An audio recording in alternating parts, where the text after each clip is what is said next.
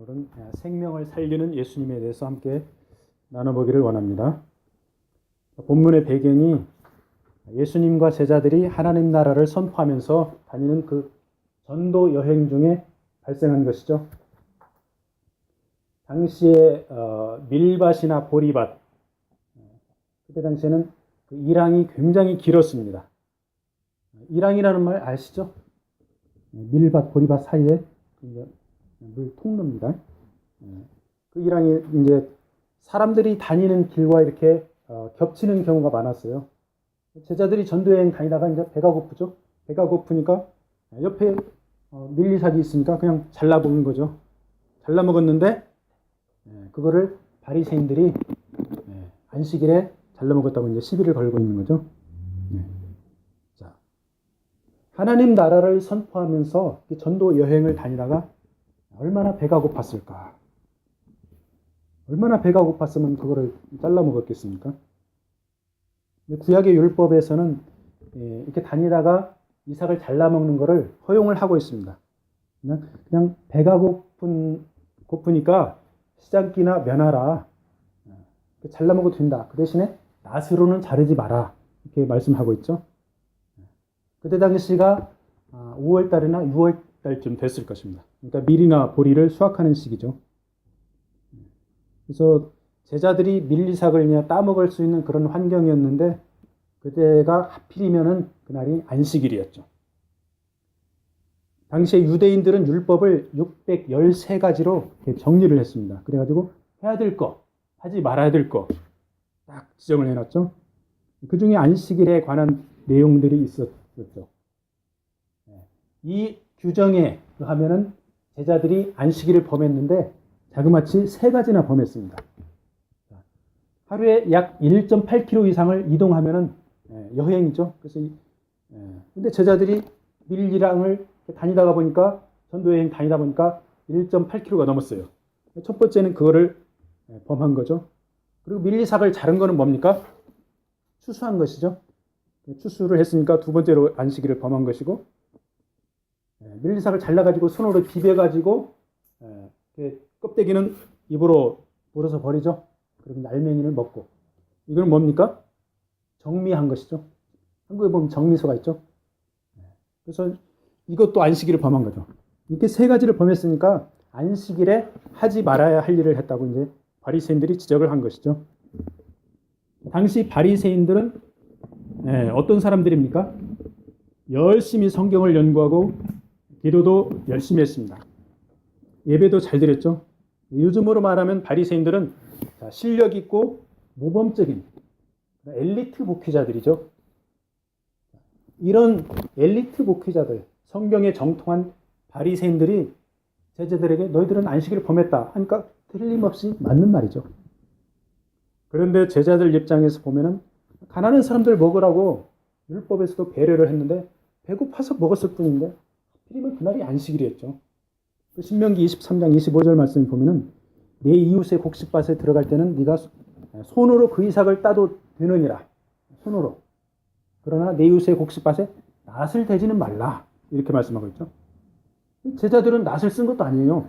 그냥 손으로 잘라서 배고픈 것만 면할 정도로 먹었는데 어쨌든 안식일을 범한 것은 사실이죠.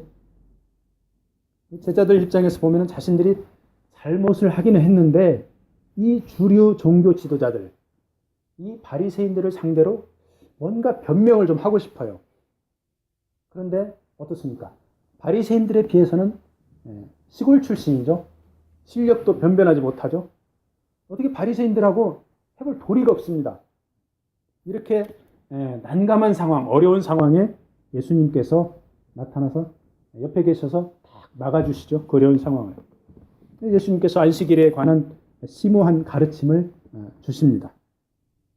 이 가르침을 좀 나누기 전에 먼저 이 제자들의 배고픔에 대해서 한번 좀 생각해 보기를 원합니다. 제자들이 밀리삭을 잘라 먹은 것을 보면은 이들은 전도 여행을 다니면서 양식을 갖고 다니지 않고 현지에서 조달했던 것으로 보입니다. 그리고 말이나 나귀도 안 타고 걸어서 다니다가 밀리랑의 길도 통과했을 것으로 보이죠. 즉 주님과 제자들은 그야말로 빈손으로 돈도 없고 양식도 없고 교통수단도 변변치 않게 전도 여행을 다닌 거죠. 그들이 가지고 다닌 것은 오직 복음과 열정이죠. 누가 먹을 것을 주면 먹고 그렇지 않으면 그냥 엄청 굶었을 것입니다. 그래도 제자들은 그저 이제 스승님인 예수님, 함께 하시는 예수님하고 같이 다니는 그 자체가 즐겁고 신나는 일이죠. 가는 곳곳마다 주님이 손을 얹으면 치유가 일어나고 회복과 기적이 일어나니 배고프고 육신이 힘든 것좀 그냥 참을 수 있었던 것이죠. 제자들이 이렇게 배고프고 힘들게 예수님과 함께 다니면서 하나님 나라를 선포했기 때문에 예수님 승천 후에도 예수님 계실 때 배운 그대로 빈손으로 다니면서 복음을 전파한 것이죠. 제자들이 예수님의 이름과 성령의 능력으로 사역을 한 것이 초대교회 그 역사에 나타나죠. 사도행전 3장에 보면은 베드로가 은과 금은 내게 없거니와 예수님의 이름으로 일어나라 하고 안진뱅이를 이렇게 세웠죠. 은과 금, 즉 물질은 없고 배가 고픈 이 베드로가 가지고 있는 가장 소중한 것이 무엇이었습니까? 예수 그리스도였죠. 그 예수 그리스도의 이름과 권세로 안진뱅이를 일으킨 것이죠. 베드로는 예수님과 함께 있을 때에도 배가 고팠습니다. 예수님 승천하신 후에도 배가 고팠습니다. 오늘날 우리 주의 종들을 한번 이렇게 살펴보기를 원합니다. 전부 다 사역자들인데 다들 밥 3끼 잘 먹고 계시죠? 굶지 않죠? 추운데 따뜻한 옷 입고 다니고 난방이 되는 그런 집에서 살고 있습니다. 일부 가난한 개척교회 목회자들이나 선교사들은 아직도 어렵고 힘들게 사역하는 그런 분들도 있죠. 어떤 사역자들에게서 생명을 살리는 역사가 나올까요? 배고픈 가운데 간절히 기도하면서 하나님을 찾는 주의 종들에게서 역사가 일어나겠죠. 의식주 걱정 없고 재산도 어느 정도 있는 그런 종들을 통해서 능력이 일어날까요? 주의 종들이 너무 가난해서 궁색하게 살면 덕이 안 된다고 이렇게 말씀하시는 분들도 있죠. 그리고 어느 정도 갖추어진 것 같은데 자꾸 뭘 더 가지려고 애쓰는 그런 사역자들도 있죠. 요즘에 교회나 그 선교지의 그 재산에 관한 문제, 이 문제로 인해서 목회자가 개인명의로 등록을 해가지고 사유화하는 그런 경우들이 있죠. 교회명이나 재단명의, 선교 재단명의로 하면은 문제 소지가 거의 없는데 개인명의로 했다가 그 개인명의 한 거를 아들에게 또 물려주고 이렇게 되니까 사유의 지탄을 받고 선교지에 학교 지으려고 땅을 샀는데 땅값이 엄청 올라가니까 개인명의로 등록한 것이 문제를 야기하는 그런 경우가 많이 있죠. 은과 금이 주머니에 있으면 하나님의 능력을 구하는 간절한 마음이 우리에게 있을까요? 배가 고파보지 않은 주의 종이 헐벗고 굶주린 고아와 과부의 심정을 헤아릴 수 있을까요? 우리는 주머니에 은과 금이 생기면 자꾸 베풀고 나누어줘야 됩니다. 주머니를 비우고 가장 소중한 예수 그리스도로 우리를 채우시기를 축복합니다. 바리새인들이 제자들에게 한 말을 보통 정죄한다고 그러죠. condemnation. 그 당시 유대 사회의 그 상황을 보면은 제자들은 안식일을 범했고 이 바리새인들의 정죄 행위는 적절합니다. 그런데 바리새인들의 정죄에 대한 그 동기를 한번 살펴볼 필요가 있죠. 하나님께서 창조를 완성하시고 참 안식을 누리면서 인간들에게 안식하라고 말씀하셨죠. 그래서 이 안식은 하나님 나라의 관점에서 보면은 에덴 동산과 같은 그 하나님 주시는 평강을 누리면서 하나님을 찬양하고 하나님을 기억하라 이런 의미가 강하죠.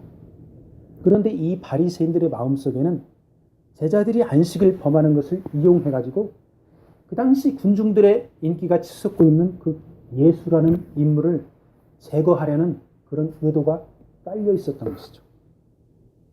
그들의 관점이 하나님 나라의 평화라기보다는 시기, 질투 이런 마음에서 입각한 상대방을 제거하려고 하는 그런 인간의 욕심, 그게 배경이 된 거죠. 우리 개신교에서는 이제 구약의 안식일 대신에 주님 부활하신 주일을 지키고 있죠. 일부 보수교단에서는 주일을 안식일처럼 지켜야 된다고 이렇게 가르치고 있습니다. 그리고 그러지 못하는 교인들을 정죄하고 있는 그런 데도 있죠. 주일날 아침에 일찍 예배드리고 오후에 가게 문을 여는 그런 분들 여러분들 주변에 있죠. 어떤 분들은 주일에 문 닫고 온전히 예배드려야지 왜 종업원들 교회도 못 가게 하느냐 이렇게 이야기하는 분들도 있습니다. 어떤 분들은 이제 시대와 문화에 맞게 살면서 하나님을 잘 믿으면 되지 이렇게 이야기하는 분들도 있죠. 주일에 문을 닫아야만 닫느냐마는 참 머리 아프죠. 근데 주일이 안식일을 대체했죠. 큰 줄기에서 벗어나지 않는 한도 내에서 각자 믿음의 분량대로 내가 할 수 있는 만큼 그렇게 하면 될 것으로 믿습니다. 그런데 문제는 내가 지키지도 못하는 교리로 다른 사람을 판단하고 정죄하는 것이죠. 내가 진정 하나님 나라의 관점으로 그들을 이해하고 기도해주고 그들을 용납하고 이런 자세가 필요하죠. 인간적으로 그들이 내 마음에 안 들고 교리에 안 맞는 것 같으니까 손가락질하고 정죄하고 이런 자세는 서로 덕이 되지 못하죠. 분열과 갈등만 일으키죠. 그래서 주일날에는 하나님의 말씀을 배우면서 하나님을 찬양하고 하나님 앞에 영광 돌리는 그런 예배 드리는 그런 자세가 최우선적으로 행해져야 된다. 그 말씀입니다. 3절에 보니까 예수께서 이르시되 다윗이 자기와 그와 함께한 자들이 시장할 때 한 일을 잊지 못하였느냐. 그가 하나님의 전에 들어가서 제사장 위에는 자기가 그 함께한 자들이 먹어서는 안 되는 진설병을 먹지 아니하였느냐.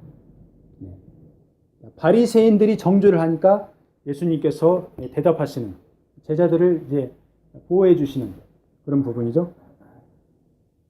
사무엘상 21장에 보면은 다윗 일행이 사울왕을 피해서 도망다니다가 너무 배가 고팠죠.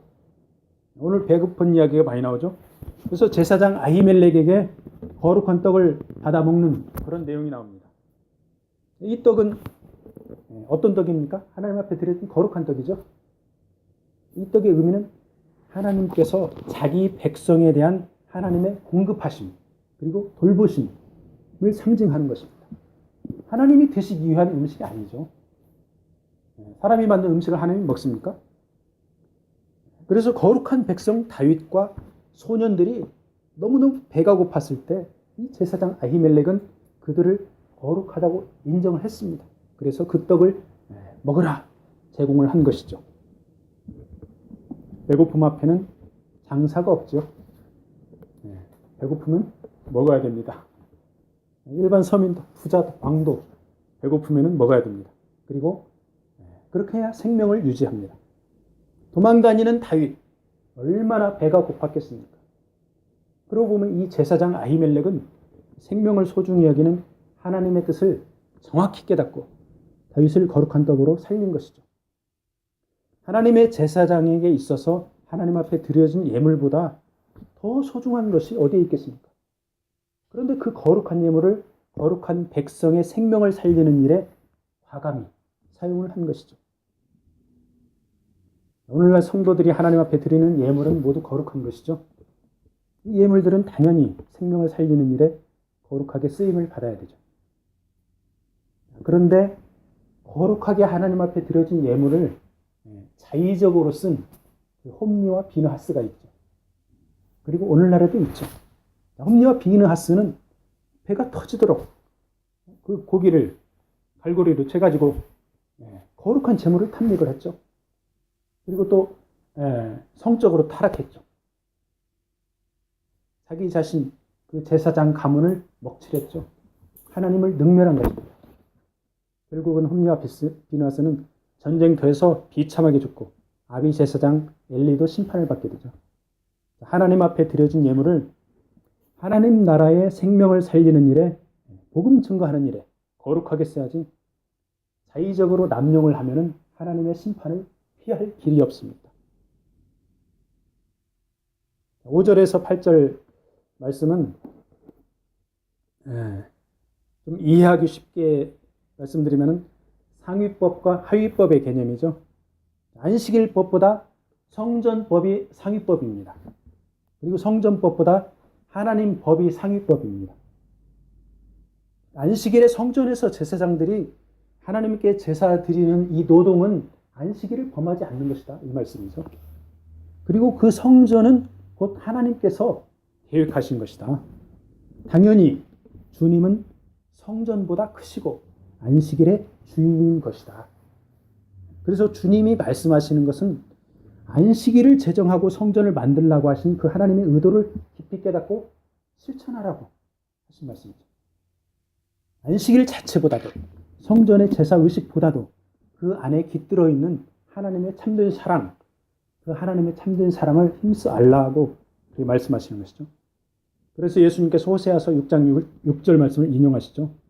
나는 자비를 원하고 제사를 원하지 아니하노라. 이 뜻을 너희가 알았더라면 무죄한 자를 정죄하지 아니하였으리라. 이렇게 말씀하시죠.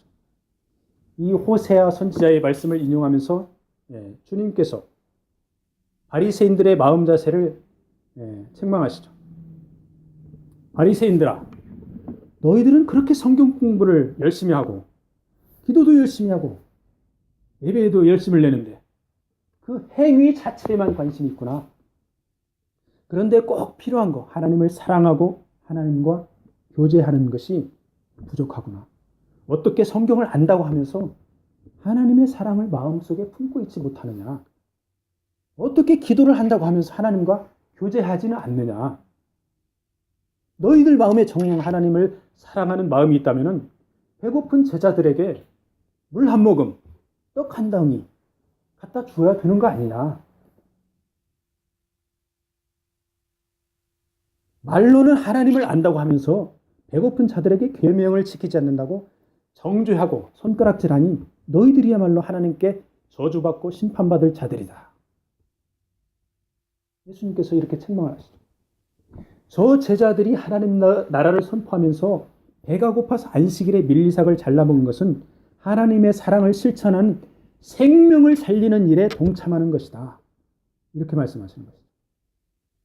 제사장들이 안식일에 성전에서 일을 할 수 있는 것처럼 충분히 할 수 있는 일을 제자들이 했기에 제자들은 죄가 없다. 너희들은 정죄하면 안 된다. 이 말씀이죠. 이렇게 주님께서 제자들을 변명하면서 무죄를 말씀하시죠. 이것은 율법을 완성하여서 하나님 나라를 세워가시는 주님 사역의 한 과정이죠. 이 바리새인들의 행태를 보면서 우리가 성경을 어떻게 대하나 이런 자세를 한번 살펴보기를 원합니다. 우리들 모두 다 성경을 열심히 읽고 있습니다. 그리고 묵상을 열심히 합니다. 암송도 합니다. 때로는 성경을 이렇게 열심히 필사하는 분들도 계시죠. 자, 그런데 오늘날 현대교인들이 아무리 성경 공부를 많이 하더라도 우리가 하는 것보다 더 열심히 하는 분들이죠. 그분들이 바로 바리새인들입니다. 우리가 아무리 열심히 해도 바리새인들의 열심을 따라갈 수가 없어요.